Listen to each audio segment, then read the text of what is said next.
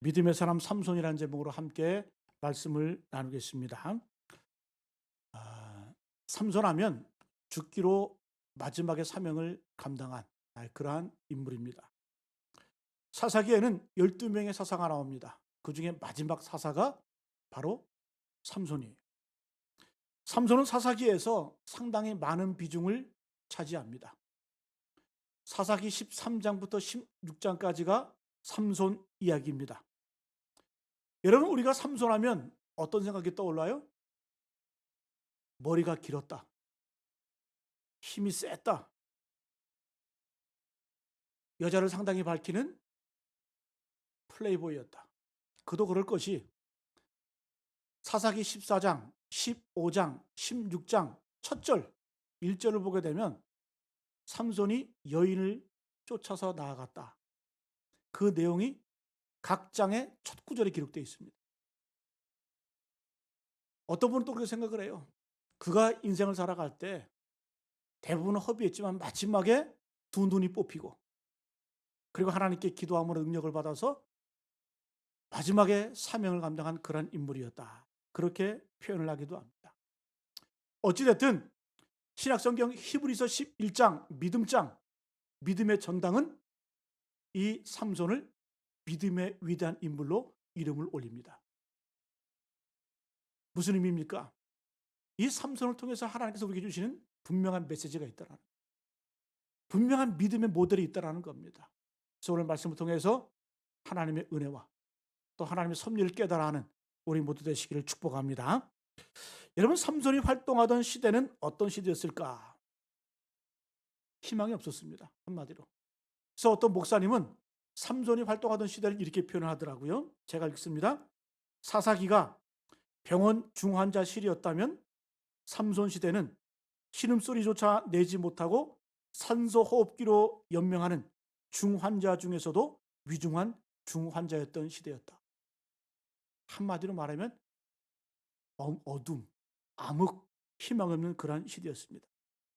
여러분, 이 당시에 하나님께서 이스라엘 민족을 구원하기 위해서 사람을 찾고 부르셔도 그 어느 하나 대답이 없었어요. 그 어느 하나 응답이 없었습니다. 나서는 사람이 없었어요. 어찌 보면 삼손은 이 시대의 고독한 사사였고 외로운 사사였고 하나님께 홀로 쓰임받은 그러한 인물이었습니다. 우리가 성경을 읽게 되면 그 이름을 잘 분석해 보면 그 시대의 배경을 잘 알 수 있어요. 여러분, 삼손 시대에 나타난 이름들 한번 볼까요? 삼손 아버지의 이름. 삼손의 아버지는 누구예요? 마노아. 마노아. 마는 없다라는 뜻이에요. 노아가 없다라는 거죠. 그럼 노아는 무슨 뜻일까? 평안, 안식, 쉼. 그러니까 삼손의 아버지 마노아의 이름을 딱 보면 그 시대가 보여지는 거예요. 그 당시에는 평안도 없고 쉼도 없고 안식도 없고 그저 불안하고 암울한 그러한 시대였다는 겁니다. 하나님과의 영적인 교제 단절되었습니다. 끊겼습니다. 사람과의 사랑 관계가 편하지가 않았습니다. 삶의 자리가 늘 불안하고 외적의 침입에 의해서 약탈을 당하고 핍박을 당하고 고난당하는 그런 어두운 시대였다는 거죠. 그래서 마노아 하면 안식이 없는 시대, 평안이 없는 시대, 희망이 없는 시대를 상징을 합니다. 자, 그러면 그의 아들, 마노아의 아들 삼손, 이 삼손의 이름 뜻은 뭘까? 삼손, 이 삼쉬르라는 단어, 삼쉬르. 이 삼쉬르라고 하는 이 말은 햇빛, 태양이라는 뜻이에요. 햇빛, 태양. 거기에다가 온, 전미사를 붙이면 삼손이 되는데 이 온은 작다라는 뜻이에요. 작다, 그리고 부족하다 그런 뜻입니다. 그러니까 삼손은 그 이름을 뜻을 보면 조그만한 햇살, 작은 태양 그런 뜻이에요. 여러분, 아까 만화의 시대가 어떤 시대였어요? 햇빛이 없는 암흑의 시대, 절망의 시대. 네? 그런 편이 없는 시대였는데 이제 만화가 삼손을 딱 낳고 보니까 삼손, 작은 햇살이 비치기 시작을 하는 거예요. 작은 이제 불빛이 보이기 시작을 하는 거예요. 여러분, 아침에 햇살 뜨는 거 보셨어요? 그 산 밑에 조금씩 올라오는 그 모습. 만화는 그걸 본 거예요. 삼손이 바로 그런 인물이라는 거죠.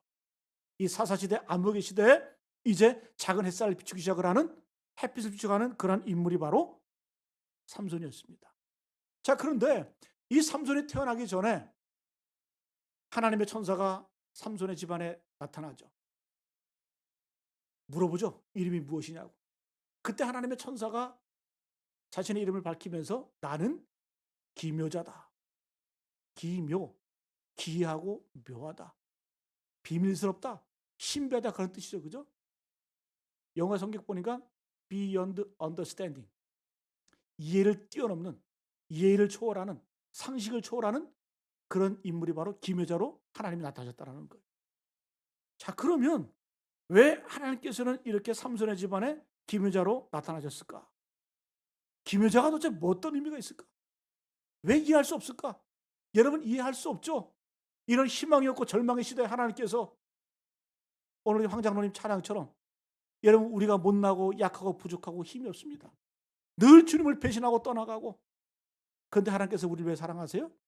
그저 사랑하기 때문에. 이유 없어. 이거는 우리 인간의 이해, 인간의 상식, 인간의 어떤 그런 범주 안에서 생각할 수 없는 그런 분이 바로 하나님이시라는 거죠. 삼손처럼 끝까지 불순종하고 끝까지 반역하고 끝까지 자기 어떤 그런 은사를 바라지 못한 그런 인물을 할지라도 하나님은 끝까지 사랑하신다는 거죠. 여러분 우리의 모습도 그렇잖아요. 한국교회 모습도 그렇잖아요. 여러분 우리가 희망이 없죠. 약하잖아요. 부족하잖아요. 그럼에도 불구하고 하나님 우리를 사랑하십니다. 할렐루야. 여러분 저 자신을 봐도 하나님께서 도대체 왜 이렇게 나를 사랑하실까? 왜 이렇게 나 같은 하찮은 존재를 위해서 예수를 십자가에 못 박으시고 죄에서 구원하시고 하나님 자녀 삼아주셨을까? 이거는 도저히 이해가 안 되는 거예요. 신비예요. 신비. 신비. Beyond understanding. 여러분 오늘 이 아침, 오늘 이 시간 이 하나님의 은총을 누리실 간절히 축복합니다. 그래서 만화 하면은 희망이 없는 그 시대, 하나님께서 삼손을 통해서 작은 햇살, 햇빛을 비춰주셨어요. 그리고 하나님께서는 희망 없는 그 인생들을 바라보면서도 그저 사랑하시기 때문에 그 기묘한 이름을 가지고 그 기묘한 사랑을 가지고 우리에게 다가오신다라는 겁니다. 그러면 이제 말씀을 통해서 삼손의 삶을 다시 한번 우리가 점검해 보기를 원합니다. 삼손은 어떤 인생일까? 삼손의 인생을 한마디로 말하면 삼손은 위대한 시작만큼 위대하게 살지 못했다. 다시 한번요. 삼손은 위대한 시작만큼 위대하게 살지 못했다. 다시 말씀드리면 하나님의 기대에 미치지 못하는 삶을 살았다. 여러분 삼손은 잘 알다시피 많은 가능성을 가지고 태어난 사람이에요. 태어날 때부터 남달랐어요. 자, 삼손의 탄생을 보게 되면 천사가 미리 나타나서 예언해 줍니다. 이걸 수태고지라고 말하죠. 근데 이 수태고지를 받고 태어난 사람은 별로 없어요. 예수님이 어떻게 태어나셨습니까? 예수님께서 태어나실 때 하나님의 천사가 마리아에게 나타나서 내가 아들을 낳으리니 그 이름을 예수라 하라. 그가 자기 백성을 그들의 죄에서 구원할 자이십니다.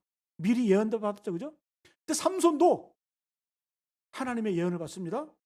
여러분 사사기 13장 5절 말씀 제가 처음과 끝을 읽어드리면 보라 내가 임신하여 아들을 낳으리니 마지막에 그가 블레셋 사람의 손에서 이스라엘을 구원하기 시작하리라. 예수님과 비슷하지 않아요? 여러분 삼손이 자랄 때의 모습도 한번 봅시다. 삼손이 자랄 때의 모습이 어떤 모습이냐? 사사기 13장 24절 말씀 그 여인이 아들을 낳음에 그의 이름을 삼손이라 하니라. 그 아이가 자라매 여호와께서 그에게 복을 주시더니.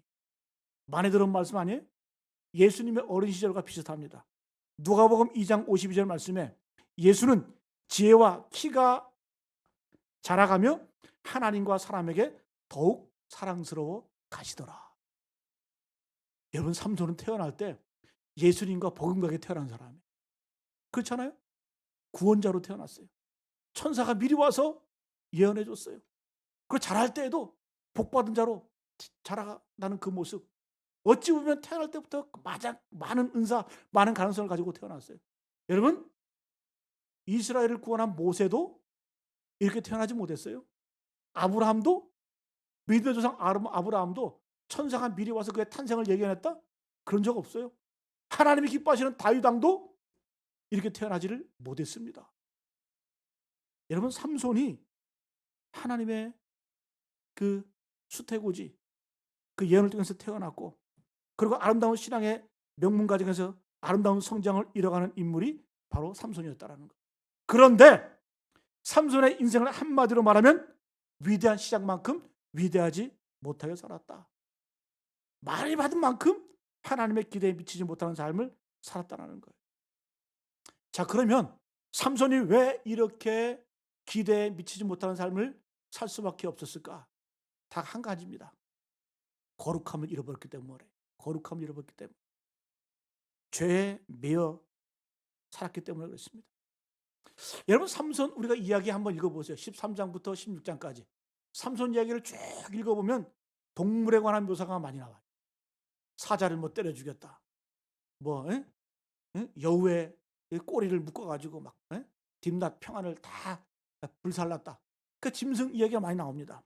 첫 번째 사자 이야기가 나오는데 이 삼손이 블레셋 땅으로 그 블레셋 여인을과 이제 결혼하고자 블레셋 땅으로 갑니다. 그때 사자가 앞길을 가로막아요.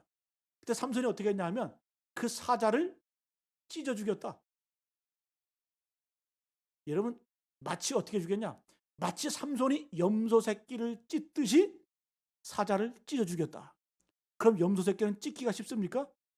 아니죠. 그만큼 힘이 셌다라는 거예요. 괴력의 소유자였다라는 거예요. 은사가 많았다라는 거예요. 힘이 셌다라는 겁니다. 근데 이제 결혼식이 끝나고 돌아올 때에 자기가 죽인 그 사자가 그 안에 이제 벌들이 꿀을 이렇게 막 만들어 놨어요. 그래서 이 삼손이 그 죽은 그 사자의 시체에 있는 그 꿀을 손으로 잡아서 집어 먹습니다. 여러분 뭘 말해줄까요? 삼손은 거룩하지 못했다라는 거예요. 삼손의 출신은 나실인이야. 나실인. 나실인으로 태어났어요. 나지르라는 이 거룩함, 구별됨의 뜻이거든요. 그래서 그 당시의 나실인들은 세 가지로 말하면 안 돼요. 첫 번째, 포도주와 독주를 마시지 않는다. 술을 먹지 않는다. 두 번째는 시체를 가까이 하지 않는다. 세 번째는 머리카락을 자르지 않는다. 자, 그런데 삼손 한번 보세요. 지 마음대로 사는 거예요. 죽은 시체를 뭐 만지든 안 만지든 상관없어요. 거기에 들어있던 뭐 음식이 깨끗하든 안 깨끗하든 상관이 없어요. 그냥 충동적으로 자기가 하고 싶은 대로 마음대로 사는 거예요. 한마디로 말하면 거룩함을 상실했다는 거예요. 여러분 삼손은 나시인으로 태어났어요. 하나님이 지킬 규례가 반드시 있어요. 그럼에도 불구하고 자기 멋대로 사는 인생이었고 충동적으로 사는 인생이었고 그리고 자기의 막 분에 못 이겨서 화풀이하는 그런 인생을 살았다는 겁니다. 그래서 삼손의 문제는 뭐냐? 바로 이 거룩함을 상실한 거예요. 죄의 문제였다는 거죠. 여러분 죄는 두 종류가 있습니다. 첫 번째, 확연히 눈에 띄는 죄가 있어요. 두 번째는 이게 죄인지 아닌지 애매모호한 죄가 있어요. 저는 삼손의 죄가 두 번째 죄가 더 크다고 생각합니다. 이것이 죄인지 아닌지 잘 모르겠는 것이 바로 삼손의 죄예요. 자, 삼손의 죄는 첫 번째 뭐였냐? 삼손의 죄는 은사를 낭비한 죄예요. 그리고 안주한 죄예요. 여러분 은사를 낭비한 것, 은사를 써먹지 않은 것 이게 뭔 죄일까? 죄 같지도 않잖아요. 그러나 이것이 큰 죄라는 거예요. 하나님께 받은 큰 은사를 사용하지 못한 것, 그리고 함부로 자신의 욕심을 위해서 사용한 것, 이것이 큰 죄라는 겁니다. 여러분 대부분의 사람들이 이것을 죄로 여기지 않아요. 여러분 우리도 마찬가지예요. 여러분 우리가 하나님께 받은 게 많아요. 은사가 있어요. 거룩함이 있어요. 그럼 우리는 어떻게 살아갑니까? 함부로 이런 은사에 대해서 활용하지 못하고 제대로 주님이라는 것을 쓰지 못하고 낭비할 때가 얼마나 많이 있습니까? 안주할 때가 얼마나 많이 있습니까? 여러분 우리도 바로 삼손과 같은 이런 죄를 짓고 있다는 거. 여러분 주님께 받은 게 얼마나 많이 있어요. 시간이 너무 아까워. 저는 이제 올해 50대잖아요. 이제 제가 얼마나 더 한 뭐 70에 은퇴 20년밖에 이제 설교도 못하고 20년밖에 이제 그래서 어떨 때는 밤에 교회 나와서 사무실에 와서 책을 보고 있으면 그 시간이 너무 귀하고 소중하고 너무 좋은 거예요. 야, 시간을 좀 아꼈으면 좋겠다. 더디 갔으면 좋겠다. 여러분 우리가 하나님께 받은 게 얼마나 많은지 몰라요. 그러나 세월은 참 빠르잖아요. 어느샌가 모르는 사이에 50이 되고 60이 되고 70이 되고 그 젊은 시절 다 허송세월하고 마지막에 겨우겨우 하나님 찾고 하나님 부르고 여러분, 죄 중에 죄는 뭐다? 은사를 낭비하는 죄가 큽니다. 여러분, 삼손은 자기의 은사를 가지고 화풀이 한 데 썼어요. 자기 어떤 정욕, 욕심을 따라가는 그런 인생이었다라는 거죠. 그래서 여러분, 사무엘 스웨머라는 분이 모세와 삼손의 인생을 비교하는 글을 썼어요. 제가 한번 읽어드리겠습니다. 모세와 삼손 둘 다 잘 준비된 사람이었다. 모세는 애굽의 모든 지식을 습득했고 삼손은 가공할 능력을 소유했다. 모세와 삼손은 이런 점에서 위대한 일꾼이 될 가능성이 있었다. 그러나 모세는 웅장한 서사시와 같은 인생을, 삼손은 한편의 비극 같은 인생을 살았다. 모세는 120년을 살면서 한 민족을 고난 속에서 구원했고 삼손은 그 짧은 삶조차도 피비내나는 복수의 싸움으로 끝을 맺었다. 여러분, 정확한 비교 아닙니까? 한마디로 말하면 삼손은 은사대로 살지 못했다는 거예요. 하나님께 받은 게 많고 가능성이 많은 인물인데 그는 그 가능성, 그 받은 은사를 활용하지 못하고 살았다는 거예요. 여러분, 오늘 이 시간 점검해 보시기 바랍니다. 나는 과연 삼손처럼 내 인생을 낭비하고 있지 않은가? 하나님께 받은 은사를 소비하고 있지 않은가? 여러분, 또한 우리는 삼손과 같은 안주하는 죄를 범하고 있지 않냐? 안주하고 있는 죄를 범하고 있지 않은지 우리가 한번 생각해 봐야 됩니다. 여러분, 한국교회의 모습을 보게 되면 많은 축복을 받았어요. 많은 하나님의 은혜를 입은 교회가 바로 한국교회예요. 여러분, 세계 최대의 교회가 한국에 있잖아요. 세계 최대 감리교회가 한국에 있어요. 세계 최대 장로교회가 한국에 있어요. 세계 최대 침례교회가 한국에 있어요. 물론 여러분, 허수고 있지만 제가 미국에 가보니까 어마어마한 메가 처치들이 참 많더라고요. 네? 엄청난 교회들이 많아요. 그런데 한국교회가 이렇게 큰 성장과 부흥을 이루었는데 잘 들여다보면 여러분, 대형 교회들이 성장하는 모습을 보세요. 불신자들을 전도해서, 새로운 사람들을 전도해서 교회가 크게 성장하고 부흥합니까? 안 해요. 수평이동이에요. 수평이동. 다른 교회 다니는 사람들이 옮기는 경우가 참 많이 있어요. 어떤 마음으로? 여러분, 큰 교회들은 익명성이 보장되잖아요. 내가 최소한의 의무하고 최소한의 어떤 그런 형식만 갖추면 누가 나를 건드릴 사람 없고 누가 나를 알아봐 주지 않고 편안하게 예배할 수 있는 거. 우리가 자꾸 계속해서 한국교회가 타락하는 이유가 바로 그거라는 거예요. 여러분, 대형 교회들의 그 탐욕, 욕심, 물론 여러분 긍정적인 면도 많아요. 네? 그러나 여러분, 제가 전에 고양시에 살 때 저희 동네에 큰 교회에서 전도를 해. 근데 그 교회가 우리 집하고 한 3, 40분 거리에 있거든요. 근데 큰 교회가 남의 동네 와가지고 천막 치고 전도를 하는 거예요. 물론 여러분, 전도해서 뭐 그 지역의 교회로 이렇게 가십시오. 신앙생활 그렇게 하면 그거 바람직한 거죠. 모험적인 거죠. 그런데 주일만 되면 버스 수십 대씩 동원해가지고 싹 쓸어가는 거예요. 그 교회 그쪽 지역에 있는 개척교회 목사님들이 한탄을 하는 거예요. 여러분, 그건 뭐예요? 내 집 짓자고 남의 벽돌 빼가는 거예요. 남의 집 허는 거예요. 그건 여러분, 전도가 아니라 도둑질입니다. 도둑질. 물론 여러분, 사정에 의해서 교회를 옮기거나 할 수도 있지만, 그러나 우리가 큰 교회를 지향하고 대형 교회를 지향하는 그 이유가 뭐예요? 그 편안함, 좋은 프로그램. 언제부터 우리는 받고 누리는 것에 익숙했어요? 그런 순간 교회는 힘을 잃어버립니다. 여러분, 교회가 가장 힘이 있을 때 언제인 줄 아세요? 드릴 때예요. 드릴 때. 헌신할 때. 근데 여러분, 우리가 신앙생활조차도 받는 것에 익숙한 거예요. 그런 습성에 빠져버리니까 나약하게 되는 거예요. 여러분, 초대교회, 한국 초대교회 보세요. 구한말이나 그때 보면 한국교회 개신교인이 3%밖에 안 됐어요. 그러나 여러분, 시대를 이끌어갔습니다. 독립운동을 했고 시대를 만들어가는 그런 개혁적인 그런 인물들이 많이 나왔어요. 리더들이 많이 나왔어요. 근데 오늘 한국교회는 30%가 기독교인이라고 외칩니다. 그러나 뭐예요? 힘을 잃어버렸어요. 세상의 빛과 소금이 되기 전에 오히려 지탄이 되고 근실거리가 되어버렸어요. 왜 그럴까요? 안주하기 때문에 그렇다. 안주하기 때문에. 여러분, 어떤 분이 이렇게 이해합니다. 한국교회를 이렇게 묘사를 해요. 한국교회는 영적 오합지졸만 모아놓고 성장하고 있다고 자랑한다. 여러분, 붕이 뭡니까? 붕이라고 하는 것은 안주하는 사람을 이끌어내어 헌신자로 만드는 거예요. 목사가 할 일이 뭔 줄 아세요? 우리의 본성, 우리의 습성들 안주하려고 해요. 편안하게 하려고 해요. 그러나 여러분, 편할 때는 죽는 거예요. 신발이 언제 제일 편해요? 버릴 때가 가장 편하죠. 여러분, 목사가 할 일이 뭐냐? 힘들고 괴롭지만 여러분들에게 자꾸 자극을 주고 도전을 줘서 하나님께서 원하시는 헌신자로 만들어가는 겁니다. 여러분, 우리가 그 사도 바울의 고백했잖아요. 내가 힘에 지나도록 하나님께 헌신했다. 힘에 지나도록. 여러분, 우리 힘에 지나도록 먹잖아요. 과식. 힘에 지나도록 소비하잖아요. 과소비. 때로는 여러분 힘에 지나도록 일하잖아요. 바로. 그런데 왜 하나님 일에 대해서는 거라하지 않습니까? 왜 힘에 지나도록 일하지 않습니까? 그렇게 일하면 큰일 나는 줄 알아. 그게 복인데.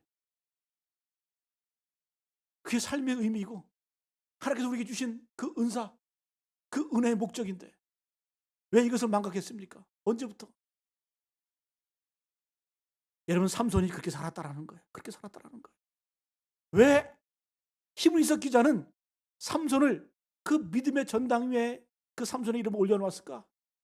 우리 믿음의 후손들에게 깨달으라는 거예요. 삼손처럼 그런 위대하게 시작했어요. 많은 것을 가졌어요. 많은 은사가 있었지만 그러나 그의 인생을 쭉 보게 되면 기대만큼 살지 못했다라는 거죠. 이 경각심을 우리에게 주고 있는 줄로 믿습니다. 그래서 우리의 남은 인생 사소한 것에 목숨 걸지 마세요. 주님 앞에 헌신하고 우리에게 맡겨진 사명에 목숨 거는 저런 되실 간절히 축복합니다. 그럼 이 거룩함의 회복, 이 거룩함을 회복하게 되면 하나님의 영으로 충만하게 됩니다. 그럼 우리가 주의 사명 감당할 수가 있어요. 자, 여러분, 삼손의 이야기가 전개되는 14장, 15장, 16장 읽어보면 제가 아까 뭐라고 말씀드렸어요? 매 1절마다 삼손이 여자 쫓다가 여자를 찾아다니는 그런 모습을 시작을 합니다. 자, 드디어 16장에서는 마지막 여인이 등장하죠. 들릴라. 옛날 그 팝송 가운데 딜라일라 있죠, 그죠? 그 드릴라의 드릴라. 밤의 여인.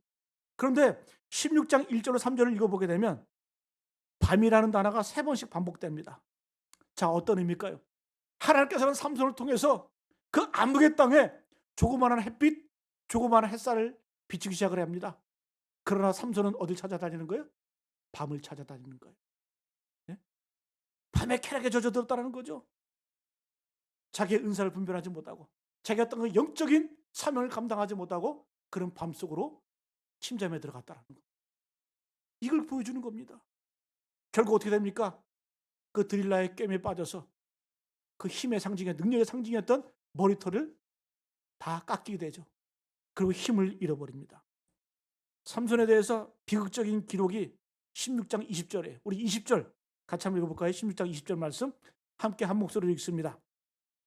시작. 드릴라가 이르되 삼손이여 블레셋 사람이 당신에게 들이 닥쳤느니라 하니 삼손이 잠을 깨며 이르기를 내가 전과 같이 나가서 몸을 떨치리라 하였으나 여호와께서 자기를 떠나신 줄을 깨닫지 못하였더라.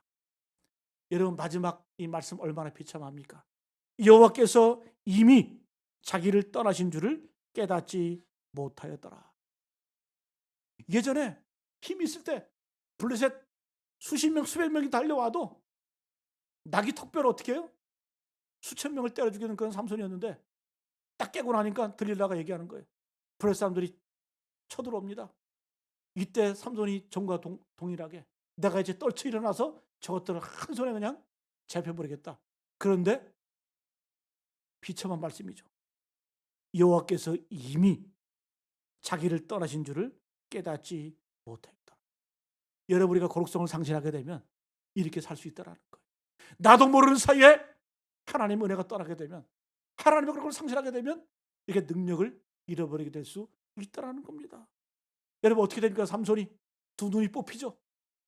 머리가 다 잘리죠. 머리카락이. 그리고 어떻게 됩니까? 질질 끌려가서 맷돌로 됩니다. 맷돌. 맷돌은 누가 돌리는 거예요? 나귀가 돌리는 거 아닙니까? 근데 이제 삼손이 나귀가 되어서 그 맷돌을 돌리는 거예요. 옛날에는 나귀 턱뼈로 블레셋 사람들을 쳐 죽이던 그런 위대한 삼손이 이제는 어떻게 해요? 나귀가 하는 맷돌을 돌리는 그러한 비참한 비극적인 그런 체험을 하게 됩니다. 그것도 어떻게 다곤신당 앞에서. 다곤신당. 여러분, 다곤신당이 딥나평화에 있었어요. 딥나평화는 어떤 곳이에요? 예전에 이 삼손이 여우 300마리를 잡아다가 꼬리를 묶어가지고 거기다 불을 붙여가지고 블레셋 그 땅을 다 태워버렸던 그곳 아니에요? 그런 곳에서 이제 삼손이 비참하게 맷돌을 돌리는 두 눈이 뽑혀가지고 그런 모습으로 전락했다라는 거죠. 자, 그런데 우리가 16장 읽어보면 이해할 수 없는 구절이 하나 또 등장을 합니다. 우리 22절 같이 한번 읽어볼까요? 22절 말씀 시작. 그의 머리털이 밀린 후에 다시 자라기 시작하니라. 여러분, 이 말씀을 주목하세요. 그의 머리털이 밀린 후에 다시 자라기 시작하니라. 여러분, 머리털은 잘라놓으면 다시 자라요. 이건 당연한 얘기예요. 그런데 당연한 거를 왜 이렇게 성경에 기록했을까? 물론 여러분 안 자라는 분도 계시죠. 대머리. 저도 제 탈모가 있어가지고 예전에는 뭐 머리 빠지면 그냥 시원하게 살지 뭐 앞으로 그런 생각을 갖고 있었는데 막내를 낳고 나 보니까 생각이 달라졌어요. 우리 막내 초등학교 졸업할 때까지는 긴 머리를 있어야 되는데, 예? 학교 갔는데 야 니네 할아버지 오셨어 그러면 큰일 나잖아요. 어쨌든 여러분 머리카락은 자르면 자라게 돼 있어요. 성경은 그 당연한 거를 이렇게 기록하고 있어요. 어떤 의미일까요? 하나님께서는 삼손의 고통 가운데 역사하신다는 거예요. 삼손은 마지막에 끝이에요. 절망에 앞이 보이지 않아요. 그럼에도 하나님께서는 다시 시작하신다는 거예요. 역사하신다는 거예요. 그 여러분 징조가 뭐예요? 그의 머리털이 밀림에 다시 자라기 시작하니라. 할렐루야. 여러분, 때로는 우리 인생 가운데 인생이 걸어갈 때 희망이 없어 보여. 절망 가운데 있어요. 가능성이 없어 보여. 여러분 걱정하지 마세요. 하나님이 일하시는 줄로 믿습니다. 비록 우리가 느끼기에 더디다 할지라도 그러면 하나님께서는 반드시 어떻게 해요? 머리카락이 다시 자라듯이 서서히 하나님께서는 역사인 줄로 믿습니다. 여러분, 삼손이 이렇게 절망 가운데 있을 때에, 그리고 삼손이 비참하게 이렇게 땀을 흘리면서 질질 끌려가면서 그의 인생의 마지막을 보내고 있을 때 하나님께서는 일하기 시작하신다는 겁니다. 그의 머리털을 통해서. 여러분, 그래서 우리가 이 세상을 살아갈 때 한 번 넘어졌다고 해서 그것으로 끝나는 게 아니에요. 어떤 사람은 인생에는 3번의 기회가 있다 얘기를 하죠. 아니에요. 우리는 매번 기회가 있어요. 매번 새로움이 있어요. 왜? 주님이 우리 안에 거시면, 하나님이 나와 함께 하시면 내가 설사 넘어졌다 할지라도, 쓰러졌다 할지라도, 때로 인생 가운데 모욕과 수치와 치욕을 당한다 할지라도 하나님이 우리 가운데 일하시면 다시 할 수 있다는 겁니다. 매일 기회가 있다는 거예요. 여러분, 우리에게 이 하나님이 얼마나 좋은지, 고통 가운데 늘들 하나님을 바라보면, 하나님을 부르면, 말씀을 붙들면, 무릎 꿇고 엎드리면 하나님의 은혜가 우리 가운데 다시 임하게 될 줄로 믿습니다. 여러분, 이 믿음을 삼손을 통해서 우리에게 보여주시는 겁니다. 여러분, 이제 본문 28절 30절 마지막, 이 삼손의 마지막 장면을 우리 다시 한번 함께 이렇게 주의하면서 묵상하면서 읽어보도록 하겠습니다. 28절부터 3절까지 시작. 삼손이 여호와께 부르짖어 이르되 주 여호와여 구하옵나니 나를 생각하옵소서. 하나님이여 구하옵나니 이번만 나를 강하게 하사 나의 두 눈을 뺀 블레셋 사람에게 원수를 단번에 갚게 하옵소서 하고, 삼손이 집을 버틴 두 기둥 가운데 하나는 왼손으로 하나는 오른손으로 껴 의지하고, 삼손이 이르되 블레셋 사람과 함께 죽기를 원하노라 하고 힘을 다하여 몸을 굽히매 그 집이 곧 무너져 그 안에 있는 모든 방백들과 온 백성에게 덮이니 삼손이 죽을 때 죽인 자가 살았을 때 죽인 자보다 더욱 많았더라. 자, 삼손의 마지막 이제 하나님 앞에 기도하는 겁니다. 사람들이 놀리기 위해서 삼손을 질질 끌어와가지고 다곤신당에 세워놓습니다. 삼손은 이제 그 비참한 최후를 이제 맞이하면서 그의 몸을 이 다곤 신당의 두 기둥에 의지를 합니다. 그러면서 부르짖어요. 삼손이 여호와께 부르짖어 이르되, 여호와께 부르짖어 이르되. 삼손이 부르짖었다 특이한 거예요. 여러분 사사기 13장 16장까지를 쭉 읽어봐도 삼손이 부르짖어 기도했다는 얘기는 딱 두 번 나와요. 첫 번째는 목이 말라가지고 갈증 때문에 죽게 되었을 때 에나꼴에 부르짖는 자의 셈, 그때 한번 하나님께 부르짖어요. 그리고 두 번째는 오늘 이 시간 마지막 그 인생의 최후, 그 순간 두 눈이 뽑혀서 하나님께 부르짖죠. 뭐라고 부르짖어요? 주 여호와여 구하옵나니 나를 생각하옵소서. 하나님이여 구하옵나니 이번만 나를 강하게 하사, 한 번만, 이번만 나를 강하게 하사 나의 두 눈을 뺀 블레셋 사람에게 원수를 단번에 갚게 하옵소서. 여러분 뭘 말해줄까요? 삼손이 이제 마지막 하나님께 쓰임받는 거예요. 이제 그가 하나님께 힘을 받아서 서서히 그 기둥을 잡고 무너뜨립니다. 그때 어떤 능력이 나타납니까? 삼손이 죽을 때에 죽인 자가 살았을 때에 죽인 자보다 더욱 많았더라. 이게 대단했다. 여러분 성경 오늘 말씀, 오늘 메시지는 이걸 말씀해 주고자 하는 거 아니에요. 여러분 분명히 명심하시기 바랍니다. 오늘 이 삼손처럼 마지막에 위대하게 쓰임받는 것도 중요하지만 일상 가운데 쓰임받는 게 더 중요하다는 거예요. 평생 주님과 동행하는 게 더 중요하다는 거예요. 네? 여러분 하나님께서는 삼손이 죄를 범했을 때에도 늘 삼손과 함께 했어요. 그 구절을 우리가 보게 되면 15장 14절, 14장 19절, 14장 16절 고통되는 구절이 있어요. 여호와의 영이 삼손에게 함께 하심으로, 이 마음으로 하나님이 함께 했다라는 거예요. 근데 삼손은 그걸 깨닫지를 못했어요. 마지막에 깨달은 거예요. 이번 한 번만 나로 강하게 하사 단번에 이 원수를 갖게 하옵소서. 여러분 삼손이 우리에게 주는 그 메시지가 뭘까? 마지막이라도 멋지게 쓰임 받았다? 그게 아니에요. 그게 아니에요. 여러분 이런 말이 있죠. 항상은 최후와 통하게 되어 있다. 항상은 최후와 통하게 되어 있다. 여러분 우리의 마지막 기대되지 않으세요? 우리의 마지막 죽음 궁금하지 않으세요? 지금의 내 모습이 마지막일 수 있다는 거예요. 우리는 착각을 해요. 내가 인생의 말년에, 인생의 최후에 삼손처럼 쓰임받을 수 있겠다. 쓰임받아야 되겠다. 여러분은 착각하지 마세요. 삼손 같은 인물은 100만 분에 한 번 나오는 거예요. 지금 사는 이대로, 지금 사는 이 모습은 우리의 마지막이 될 거예요. 왜? 항상은 최후와 통하기 때문에 그래요.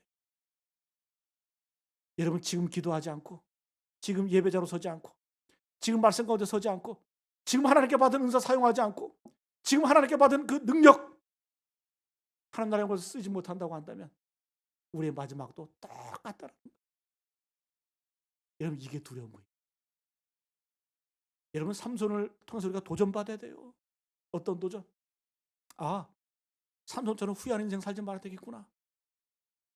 지금 현재 바로 나의 모습이 나의 마지막이 될 수도 있겠구나. 나의 마지막이 아름답고 나의 마지막이 찬란하고 나의 마지막이 영광스럽다. 여러분 주위에 보시잖아요. 여러분 주위에 어르신들 돌아가시는 분들 여러분 우리가 다 보고 있잖아요. 지금 내 모습이 마지막이 될 가능성이 크다라는 거죠. 그럼 어떻게 됩니까? 지금 하나님의 은혜를 깨달아야 돼요.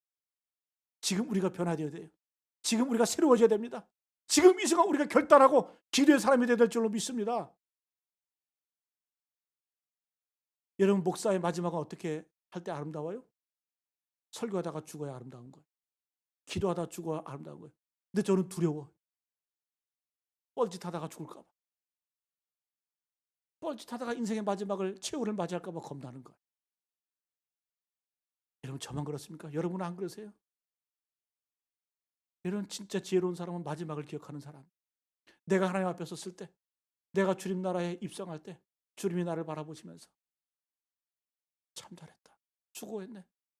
고생했네. 최소한 우리가 그런 말 정도는 들어야 되지 않아요? 여러분 꼭 명심하시기 바랍니다. 항상은 최후와 통한다. 지금의 내 모습이 마지막이 될 가능성이 대부분이 그래요. 저도 이렇게 많은 분들 보니까 지금 이 모습 가지고 마지막까지 가는 거예요. 그럼 어떻게 돼? 지금 내가 변해야 돼. 내가 지금 새로워져야 돼요. 여러분 늘 우리가 하는 얘기가 있잖아요. 신앙에는 두 종류가 있다. 수리하는 신앙이 있고 정비하는 신앙이 있다. 수리는 어때요? 꼭 고장이 나야. 네? 얼마나 비참합니까? 삼손이 대표적인 수리형 아니에요? 평생 살아가면서 받은 은사 다 까먹고 다 낭비하다가 마지막에 하나님 앞에 부르짖고 그렇게 하나님께 영돌리는 그런 인생이잖아요. 반대로 예수님은 어때요? 예수님께서는 정비하는 인생이었어요. 예수님께서는 제자를 부르시기 전에 기도하셨고 시험 받기 전에 기도하셨고 십자가 달려 죽으시기 전에 기도하셨고 미리미리 기도하시고 미리미리 하나님의 은혜를 덧입고 하나님의 능력을 덧입어서 십자가를 지신 겁니다. 여러분 미리미리 준비하는 인생, 정비하는 인생, 늘 삶의 변화와 새로움을 경험하는 인생 우리 모두 되시길 간절히 축복합니다. 여러분 말씀 마치겠습니다. 삼손이 우리에게 주는 교훈이 뭐가 있을까요? 삼손은 참 받은 게 많았어요. 태어날 때부터 남달랐어요. 모세보다도 아브라함보다도 다윗보다도 더 위대한 탄생을 경험했어요. 그러나 그는 인생을 받은 인생을 낭비하는 인생이었어요. 그냥 안주하는 인생인 거예요. 자신의 어떤 그 탐욕, 욕심 그걸 따라가는 인생이었다는 거죠. 낭비했죠. 히브리서 기자는 왜 삼손을 이 믿음의 전당에 올려놓았을까? 우리는 그렇게 살지 말라는 거예요. 그가 결국 마지막에 하나님께 위대하게 쓰임을 받았지만 그러나 우리의 믿음은 어떤 믿음이 된다? 항상의 믿음. 지금 현재 내가 늘 새로워지고 하나님과 동행하는 그 믿음, 그 믿음을 하나님께서는 우리가 갖기를 원하신다는 거예요. 여러분 이 믿음 소유하시길 간절히 축복합니다. 그래서 일상의 영성이 참 중요한 거예요. 네? 여러분 내가 돈을 번 다음에 내가 능력을 갖춘 다음에 쓰임받을 생각하지 마세요. 그때 되면 늦어요. 내가 있든지 없든지 부족하든지 약하든지 간에 지금 그 모습 그대로 쓰임받는 그 모습이 하나님을 기뻐하시는 거예요. 그 모습 가지고 하나님께 영광 돌리는 거예요. 오늘 하나님이 주시는 교훈을 깨닫고 하나님의 기쁨이 되고 하나님께 큰 영광 돌리는 저런 되시기를 간절히 축복합니다.